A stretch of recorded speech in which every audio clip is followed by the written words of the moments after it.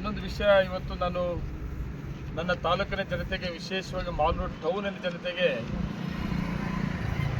ಒಂದು ಪ್ರಸ್ತಾವನೆ ಮಾಡಬೇಕಾಗ್ತದೆ, ವಿಷಯ ತಮಗೆ ತಿಳಿಸ್ಬೇಕಾಗ್ತದೆ. ಪಾಪ ಇವತ್ತು BJP ಅವರು ಮತ್ತು JDS ಅವರು ಡೆವಲಪ್ಮೆಂಟ್ಸ್ ವಿರುದ್ಧವಾಗಿ ಮಾಲೂರು ಟೌನು ಲಿಮಿಟು ಸುಮಾರು 3.5 ಕಿಲೋಮೀಟ್ರ್ ಫ್ಲೈಓವರ್ ಮಾಡಬಾರ್ದು ಅಂತೇಳಿ BJP ಮತ್ತು JDS ಎರಡೂ ಪಕ್ಷದ ನಾಯಕರುಗಳು ಪಾಪ ಒಂದು ಮೆಮೊರಂಡಮ್ ಕೊಟ್ಟಿದ್ದು ನಾನು ನೋಡಿದೆ, ವೀಕ್ಷಣೆ ಮಾಡಿದೆ. ನಾನು ತಾಲೂಕಿನ ಜನತೆಗೆ ತಿಳಿಸ್ತೇನೆ, ಮತ್ತು ಅವ್ರಿಗೂ ಕೂಡ ಒಂದು ಪ್ರಸ್ತಾವನೆ ಮಾಡ್ತೇನೆ. ಡೆವಲಪ್ಮೆಂಟ್ಸ್ ವಿಷಯ ಬಂದಾಗ ರಾಜಕಾರಣ ಮಾಡಬೇಡಿ. ಡೆವಲಪ್ಮೆಂಟ್ಸು ರಾಜಕಾರಣ ಎರಡೂ ಮಿಕ್ಸ್ ಮಾಡಿದ್ರೆ ಅಲ್ಲಿಗೆ ನೀವು ಡೆವಲಪ್ಮೆಂಟ್ಸ್ ವಿರೋಧಿಗಳು ಅಂತ ಗೊತ್ತಾಗ್ತದೆ. ಇವತ್ತು ಮಾಡಿರೋ BJP ಮತ್ತು JDS ಒಂದು ಧರಣಿ ಮತ್ತು ಒಂದು ಮೆಮೊರಂಡಮ್ ಕೊಟ್ಟಿರೋದು ನೋಡಿದಾಗ ನೀವು ತಾಲೂಕಿನ ಜನತೆಗೆ, ಮಾಲೂರು ಟೌನ್ ಜನತೆಗೆ ವಿರೋಧಿಗಳು, ಡೆವಲಪ್ಮೆಂಟ್ಸ್ ವಿರೋಧಿಗಳು ಅಂತ ನನಗೆ ಅನಿಸ್ತದೆ. ನಾನು ಒಂದು ಮಾತನ್ನೇ ಕೇಳ್ತೇನೆ ವಿರೋಧ ಪಕ್ಷದವ್ರು. ಇವತ್ತು ಮಾಲೂರು ತಾಲೂಕು ಇತಿಹಾಸ ಸ್ವತಂತ್ರ ಬಂದ ಮೇಲೆ ಈ ಥರ ಪ್ರಾಜೆಕ್ಟ್ಗಳು ಡೆವಲಪ್ಮೆಂಟ್ಸ್ಗೆ ಅವಕಾಶ ಸಿಕ್ಕಿದ್ದು ಯಾವತ್ತನ ನೋಡಿದ್ದೀರಾ? ನನ್ನ ತಾಲೂಕಿನ ಜನತೆ ಮತ್ತು ವಿರೋಧ ಪಕ್ಷದವ್ರನ್ನ ನಾನು ಪ್ರಶ್ನೆ ಮಾಡ್ತೇನೆ, ನನ್ನ ತಾಲೂಕಿನ ಜನತೆಗೆ ರಿಕ್ವೆಸ್ಟ್ ಮಾಡ್ತೇನೆ. ಇವತ್ತು 3.5 ಕಿಲೋಮೀಟ್ರ್ ಫ್ಲೈಓವರ್ ಯಾಕೆ ಬೇಕಾಗಿತ್ತು? 3.5 ಕಿಲೋಮೀಟ್ರ್ ಫ್ಲೈಓವರ್ ಮಾಲೂರು ಟೌನಲ್ಲಿ ಹೊಸೂರು ಮುಖ್ಯ ರಸ್ತೆ ಸಂಜೆ ಹೊತ್ತು 1 ಗಂಟೆ 1/4 ಅವರ್ ಜಾಮ ಆಗ್ತಾ ಇತ್ತು. ತುಂಬ ಜನ ಮಾತಾಡಿದ್ದು ನೋಡ್ತಾ ಇದ್ದೆ ನಾನು. ಶಾಸಕರು ಇದ್ರ ಬಗ್ಗೆ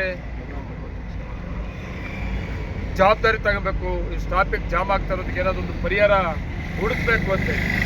ಅದನ್ನೇ ನನ್ನ ತಾಲೂಕಿನ ಜನತೆ ಆ ಕಷ್ಟ, ಆ ಟ್ರಾಫಿಕ್ ಜಾಮ್ ಆಗ್ತಾ ಇರೋದು ನೋಡಿ ಸರ್ಕಾರ ಇರೋದ್ರಿಂದ ಸನ್ಮಾನ್ಯ ಮುಖ್ಯಮಂತ್ರಿಗಳು ಸಿದ್ದರಾಮಯ್ಯ ಅವರು, ಉಪಮುಖ್ಯಮಂತ್ರಿಗಳು DK ಶಿವಕುಮಾರ್ ಅವರು, ವಿಶೇಷವಾಗಿ ನಮ್ಮ ಜಿಲ್ಲಾ ಮಂತ್ರಿಗಳು ಮತ್ತು PWM ಮಿನಿಸ್ಟರ್ಗಳು ಅವರ ಸಹಕಾರವನ್ನು ತಗೊಂಡು ಸುಮಾರು 2100 ಚಿಲ್ಲರೆ ಕೋಟಿ 3.5 ಕಿಲೋಮೀಟರ್ ಫ್ಲೈಓವರ್ ಮತ್ತು 4 ಲೈನ್ ರೋಡ್ ವೈಟ್ ಟಾಪಿಂಗ್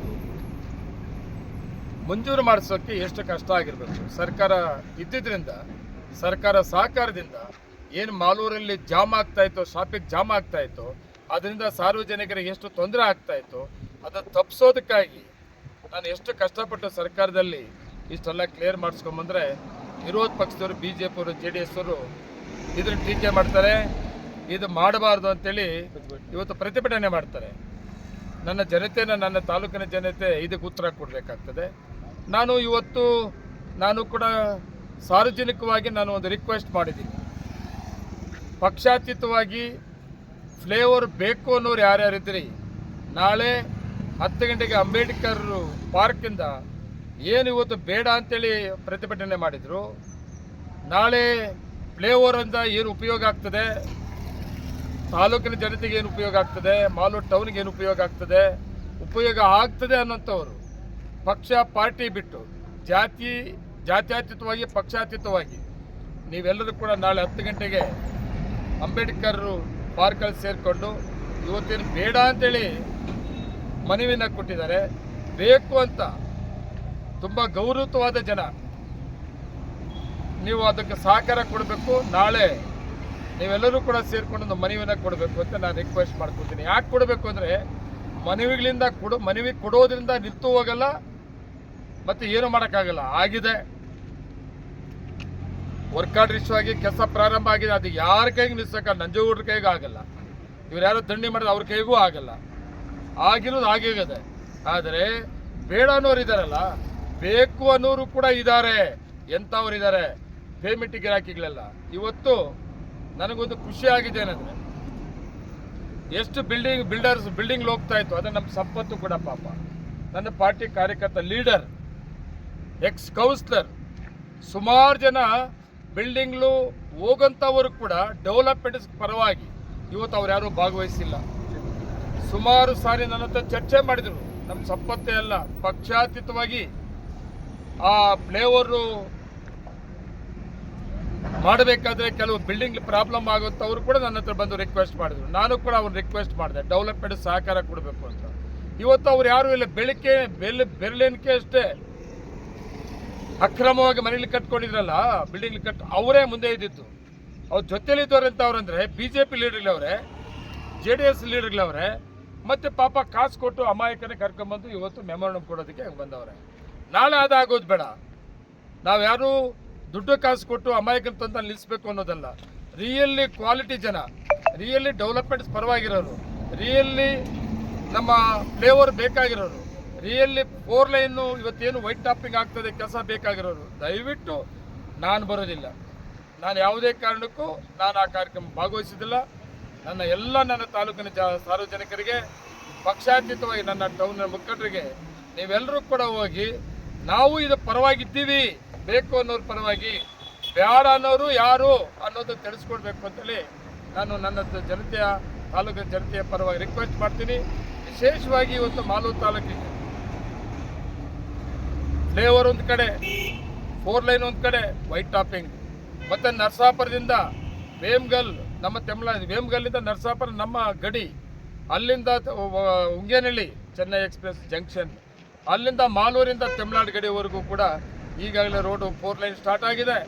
ಅದ್ರ ಜೊತೆಗೆ ಬಸ್ ಸ್ಟ್ಯಾಂಡ್ ಯಾರನ್ನ ಮಾಡಿದ್ರಪ್ಪ, ಯಾಕೆ ಮಾಡಬಾರ್ದು?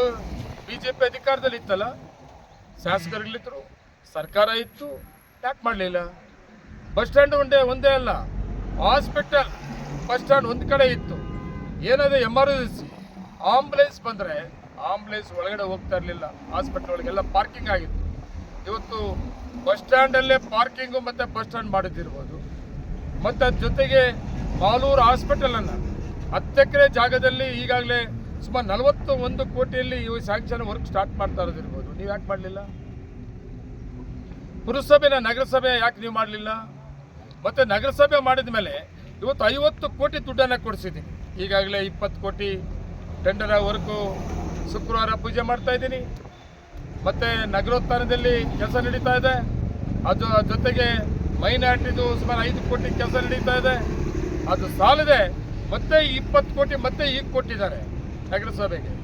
ಟೋಟಲ್ ನಗರಸಭೆ ಲಿಮಿಟ್ ಏನು ರಸ್ತೆಗಳಿತ್ತು, ಕಂಪ್ಲೀಟ್ ರಸ್ತೆಗಳು ನಗರಸಭೆ ಎಲೆಕ್ಷನ್ಗೆ ನಗರದಲ್ಲಿರೋ ಸಾರ್ವಜನಿಕರು ನನ್ನ ಡೆವಲಪ್ಮೆಂಟ್ ಸ್ಪೋರ್ಟ್ ನೋಡಿ ಓಟ್ ಹಾಕಬೇಕು, ಸುಮಾರು 50 ಕೋಟಿ. ಅದ್ರ ಜೊತೆಗೆ ರಂಗಮಂದಿರ ಕಟ್ಟಿದವ್ರು ಯಾರು? ರಂಗಮಂದಿರ ಯೂಸ್ ಆಗ್ತಾ ಇತ್ತಾ? ಯಾಕೆ ನೀವು ಯಾರು ಮಾಡಲಿಲ್ಲ? BJP ಅವರು ಇದ್ರಲ್ಲ, JDS ಅವರು ಇದ್ರಲ್ಲ, ನೀವು ಯಾಕೆ ಡೆವಲಪ್ಮೆಂಟ್ಸ್ ಮಾಡಲಿಲ್ಲ? ಇವತ್ತು ನಾನು ರಂಗಮಂದಿರ ಕ್ಲಿಯರ್ ಮಾಡಿಸ್ತಾ ಇರೋದಿರ್ಬೋದು.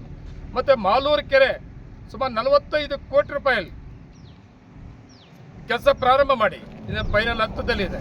ಇನ್ನು 6 ತಿಂಗಳಲ್ಲಿ ಮಾಲೂರು ಕೆರೆ ಉಪಯೋಗ ಏನು, ಅದರಿಂದ ಮಾಲೂರಿಗೆ ಎಷ್ಟು ಕಳೆ ಬರ್ತದೆ ಗೊತ್ತಾಗ್ತದೆ.